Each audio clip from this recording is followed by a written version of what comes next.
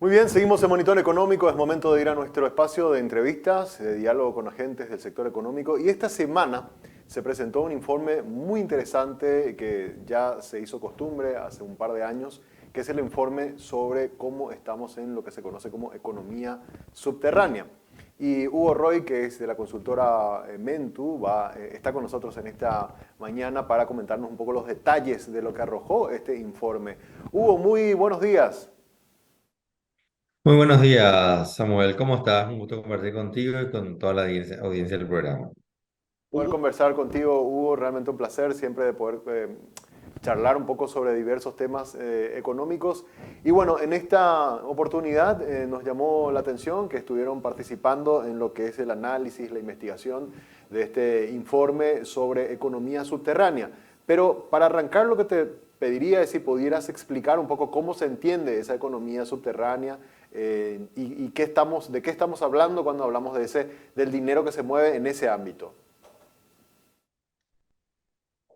Básicamente, yo creo que la definición de uso más cotidiano es economía formal e informal, digamos, ¿verdad? Eh, Anteriormente usábamos mucho lo que está en blanco y lo que está en negro. Mm. La economía informal, la economía subterránea, la economía en negro es aquella producción de bienes y servicios que se realiza en organizaciones que no están cumpliendo las normas, ya sean tributarias, ya sean laborales, ya sean normativas a nivel de regulación de un sector determinado, ¿verdad?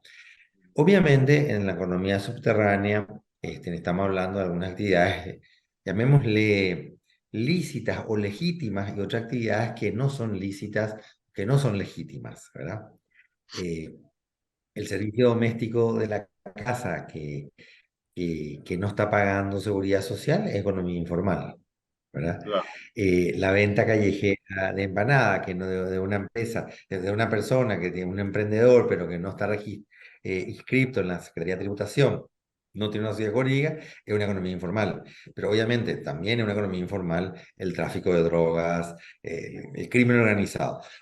En este caso, lo que hace el estudio es estimar el tamaño de la economía y el impacto de la economía informal.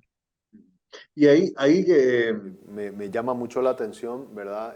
Los porcentajes. Nosotros tenemos un PIB más o menos de alrededor de 40.000 millones y hemos visto en este resultado, creo que es el cierre del 2022, que estamos hablando de que esta economía informal representaría casi la mitad de lo que es nuestro Producto Interno Bruto. Creo que el dato era, si mal no recuerdo, 45%, Hugo. Tu memoria, vamos a ponerle nota 7 de 10, ¿verdad? O nota Ah, 8 de bueno. 10. Exactamente, es 45,9, casi 46% el tamaño de la economía informal. Este es un estudio que realiza la Fundación Pro Desarrollo, una Ujú. fundación impulsada por algunas empresas del sector privado, que desde el 2015 está midiendo el tamaño de la economía informal, Sí. ¿verdad? Es decir, hoy ya tenemos más de 7 años calculando, viendo la evolución y calculando cuál es el tamaño y el impacto de la economía informal en la economía toda del país. Sí. Y ahí tengo algunas precisiones. Cuando hablamos de eso, de ese 45%, estamos hablando de un monto sumamente alto, o sea, un 22.000 millones de dólares. Y yo, para graficar nomás, me pongo a pensar, la cartera total bancaria está alrededor de 18.000 millones y nuestra economía informal o en negro o subterránea es incluso superior al tamaño, digamos, de la cartera de los bancos. Sí, exactamente. Es decir, de cada 10 que se produce en la economía, Mm. el tamaño de la economía informal es casi 5. Uf. Sí, es la mitad, ¿verdad? Es como el tamaño del sistema financiero, como bien lo comentaste, ¿verdad?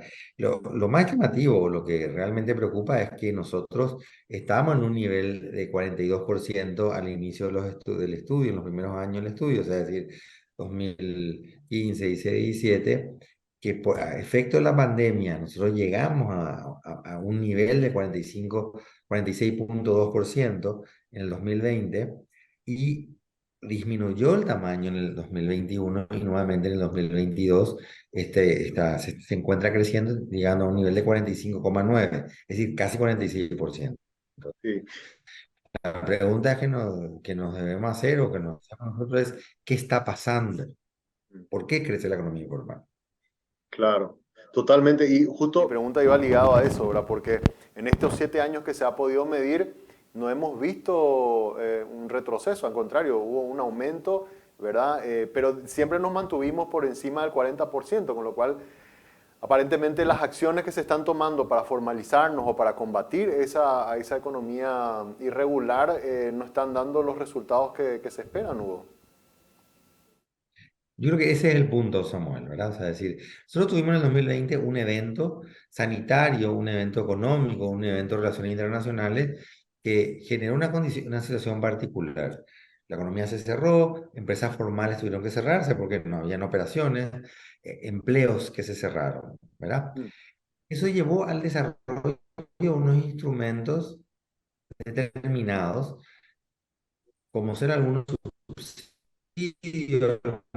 subsidios a las personas que perdieron empleo, algunos subsidios nada, digamos, que hizo que disminuya el impacto y eso ayudó a que disminuya el tamaño de la economía informal. Pero en el 2022, ¿qué es lo que ocurre? Estas personas que perdieron el empleo, estas personas que por ave motivo están vinculadas al comercio exterior, viven en zona de frontera. Recordemos que el tipo de cambio en Argentina hace muy favorable el comercio con Argentina formal y más favorable el comercio informal, es decir, el contrabando. La gente tiene que vivir, la gente tiene que comprar comida, tiene que pagar sus medicamentos, tiene que ir a la escuela, motivo por el cual busca estrategias de supervivencia. Y la estrategia de supervivencia que la gente puede echar mano es impulsar un emprendimiento de muy corto plazo, muy rápidamente, sin tener ningún registro. Entonces, en este 2022, nosotros vemos que ocurrieron dos cosas. Se impulsó una apertura de la economía a partir post pandemia, ¿verdad? Y se dejaron de dar estos subsidios sin prever ningún tipo de instrumento de políticas públicas que ayudara o colaborara a que las empresas, a que estas personas o estos emprendimientos se formalizaran, ¿verdad? Como pensando que esto podría ser automático y realmente no es automático. Y el segundo elemento que vemos es justamente esta situación de un rápido reacomodo de la economía. Yo creo que las empresas se volvieron más sofisticadas. Hoy están mirando más el mundo, se utiliza más tecnología, se tuvo que ser muy exigente, cortando la grasa, ser más eficiente. La contracara de esa realidad es personas que pierden empleo, personas que salen de la cadena de producción. Y entonces estas personas desarrollan emprendimientos informales que nosotros le llamamos emprendimiento de subsistencia. Claro, O sea, la informalidad, estoy hablando de lo que es lícito, no de lo que es ilícito. Ahí no nos metemos, ¿verdad? Porque tiene otra dinámica. Pero la informalidad de esta actividad es la actividad que es legítima, que es lícita, responde a una actividad de subsistencia, a una búsqueda permanente de cómo llevo el pan a mi casa. claro.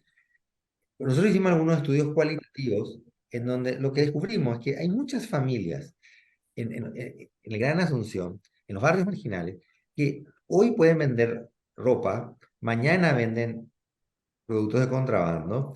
Se terminó ese negocio porque hubo un gran control, ponerle, ¿verdad? Y pasado mañana son obreros de la construcción y después fueron a vender torta o pizza en el barrio de su casa. Entonces son emprendimientos de corto plazo, con mucha rotación, con poca vida útil, pero todos informales. Sí. En los últimos meses, por lo menos yo te digo, porque lo veo casi todos los días al venir, digamos, a la oficina, es la venta del combustible al menudeo que está en las calles, ¿verdad? Como un fenómeno que se ha venido dando en los últimos meses, producto del disparo de los precios de los combustibles, Hugo. Absolutamente. O sea, la gente busca actividades, emprendimientos rápidos que terminan siendo informales, pero que constituyen dar una respuesta. O sea, yo creo que tenemos que también superar un poco el prejuicio que son los estratos más pobres, ¿verdad?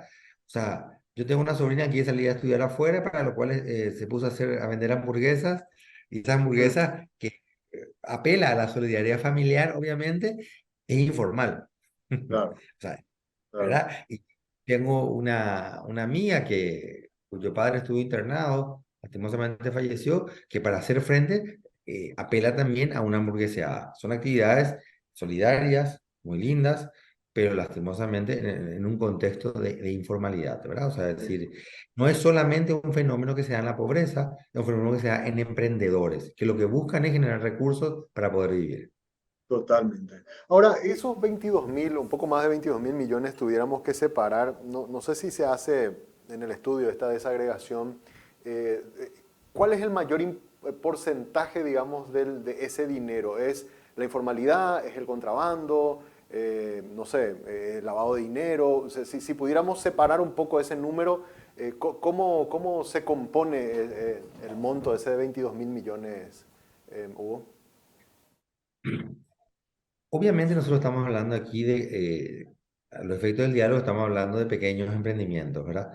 Ujú. Pero esto realmente son emprendimientos relevantes. ¿Por qué? Porque nosotros lo estamos midiendo a través de la cantidad de dinero, del flujo de recursos que está circulando en la economía, lo estamos midiendo a través del consumo de energía eléctrica y llegamos a estos números a través de la mano obra empleada no formal, ¿verdad?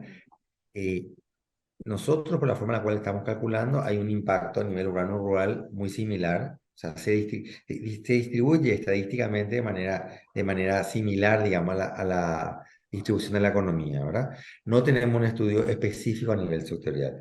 Queremos llegar a eso para el año que viene, ¿verdad? Pero lo que sí vemos que a nivel urbano, básicamente son estos pequeños emprendimientos, son las pequeñas y medianas empresas que, que enfrentan la informalidad. Lo que también percibimos que el nivel de informalidad tiene diferentes estratos, o sea, diferentes etapas. Cuando yo tengo un emprendimiento pequeño, la verdad que ni siquiera estoy registrado, ni no tengo ninguna personalidad jurídica, tampoco estoy registrado a la Secretaría de Tributación, la Subsecretaría de Tributación. Como que la puerta de entrada a la formalidad es la Secretaría de Tributación. Pagar los impuestos va existir, tener tu cédula de identidad empresarial y pagar los impuestos. El segundo estadio de la informalidad es la informalidad laboral. O sea, puedo tener una empresa, llamémosle inscripta, que esté pagando algunos impuestos mínimos, pero el personal que trabaja conmigo, o un personal familiar, o un personal al cual yo le pago, mira, por comisión, te pago una base de 500.000 y después hablamos, ¿verdad? Y el tercer estadio son organizaciones que están cumpliendo no las normativas más específicas de la industria. O sea, si tenés un lugar de comida, que preparas comida, que tenga habilitado tu establecimiento. Si vos comercializas productos farmacéuticos, que tengas habilitación de INAVISA. Y así sucesivamente. Es decir, cada producto específico tiene un nivel de habilitación y de normativa. Entonces, son como estadios diferentes de formalización. Sí.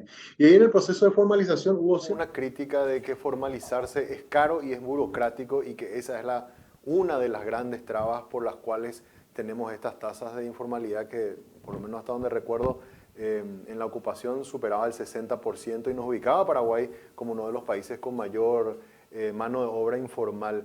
Eh, ¿Qué tenemos que hacer o por dónde arranca, digamos, la transformación para ir bajando estos números y haciendo que ser formal sea un buen negocio y sea fácil de formalizarse? O sea, ser formal es un buen negocio para el país, claramente. Ser formal es un buen negocio para las políticas públicas, porque se va a recaudar más y generar una dinámica fiscal importante. Y ser formal es un buen negocio para las personas, los pequeños emprendimientos, porque no solamente es una cédula, por así decirlo, una identidad jurídica, sino esta puerta de entrada a tributación, lo que me genera es la puerta de entrada al sistema financiero. Y la inclusión financiera es parte necesaria. Una vez que yo formo parte del sistema financiero, también formo parte de toda una red de contactos con clientes y proveedores. O sea, ¿cuántas cosas vos pagaste en estos días por transferencia por el sistema financiero directamente, ¿verdad? O sea, decir, o cuántas cosas vos, Samuel Acosta, compró a través de la red financiera. O sea, es decir, fíjate que ya tu contacto con él como cliente o como proveedor es a través de la red financiera. Totalmente. Ahora, claramente, hacerse formal es muy caro. O Mm. sea, estamos hablando de una empresa cuya facturación es $1 millón. Puede ser inmaterial para esa empresa. Pero para un emprendimiento que están haciendo en el barrio, ser formal es muy caro. El, pri- Nosotros como país dimos un gran salto, un paso importante con un sistema tributario al habilitar el sistema simple y re simple, el esquema simple y re simple, ¿verdad? En donde básicamente uno paga impuestos en simple una vez al año, un monto máximo de hasta 80 millones de facturación. Pero para poder yo registrarme, me tengo que ir a tributación. Pierdo un día. Me di cuenta que me faltan los papeles y tengo que traer algo más. Pierdo 2 días. Entonces, finalmente la presencialidad para ser formal es un gran problema. Y ahí es donde, Hugo, yo me pregunto, cuando, por ejemplo, teníamos que viajar al Exterior, se crearon plataformas que eran sumamente intuitivas, donde te iba guiando paso a paso, qué documento tenés que cargar, qué datos tenés que tipear, ¿verdad? E incluso te podía hacer una foto, qué sé yo, ¿verdad? Y con eso el sistema de alguna forma registraba, verificaba que estaba todo bien y pum, vos estabas habilitado para viajar. Yo me pregunto, ¿por qué no podríamos en la SED tener algo similar, ¿verdad? En el simple o re simple, donde de forma intuitiva por internet yo pueda cargar todos los documentos y tener ya como ese registro, ¿verdad? Sin tener que irme hasta la SED y pasar todo esto que estabas comentando. Como Pro Desarrollo en el año 2021, insistimos muchísimo en evitar la presencialidad para registrarse en el sistema simple, ¿verdad? Lastimosamente, una nueva norma obligó la presencialidad. Nosotros creemos que esa es una barrera. La segunda barrera en el sistema simple es la emisión de facturas en papel. O sea, vos te imaginas que imprimir un talonario cuesta 50.000, tiene 50 hojas. O sea, estoy gastando entre 1.000 y 3.000 guaraníes por cada factura. Y lo que vendo es un pedazo de torta que por 1.000 guaraníes. La factura vale más que el producto que yo estoy vendiendo. Y encima no entiendo y tengo que contratar a un contador, ¿verdad? Porque por más que sea fácil, entonces, tres cambios son importantes en el sistema simple. La presencialidad tiene que ser digital. Lo segundo es la factura electrónica. No, no debe haber emisión de factura en papel. Y lo tercero es el que yo tenga un sistema, o sea, lo amigable no solamente es lo tecnológico. Cuando yo dudo, tengo que tener a alguien a quien llamarle y preguntarle. O sea, tenemos que tener un sector público que tenga todos los canales posibles para hacer consultas. La gente cree, hicimos un estudio cualitativo, porque justamente por eso PRO impulsó un trabajo en Chacarita Alta, programa Existo lo llama, ahora lo llamamos, en donde decía, ¿por qué la gente es informal? ¿Y qué descubrimos? Gran parte es por desconocimiento. O gran parte de la gente cree que, como yo estoy en Inforcom, no puedo ser formal. Entonces tengo miedo de ir a inscribirme porque yo estuve en Inforcom porque no pagué una cuota.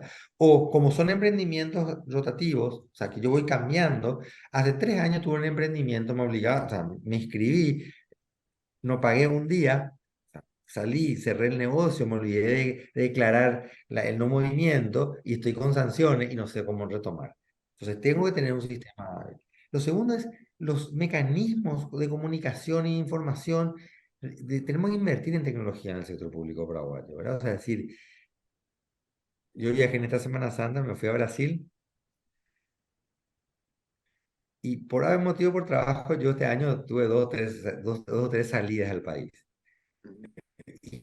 Hice migraciones paraguayas, y migraciones paraguayas me preguntaron todo de nuevo, ¿dónde vivo? Tuve que decirle mi dirección, ese tipo que lo tienen registrado y que encima este año le dije 3 veces al sector público.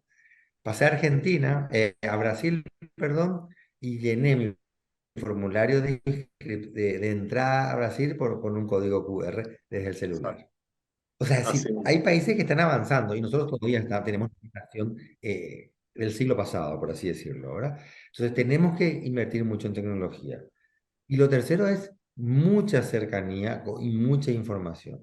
Hay desconocimiento, hay un gran desconocimiento de qué hacer y qué tenemos, qué pasos tenemos que dar para ser formal.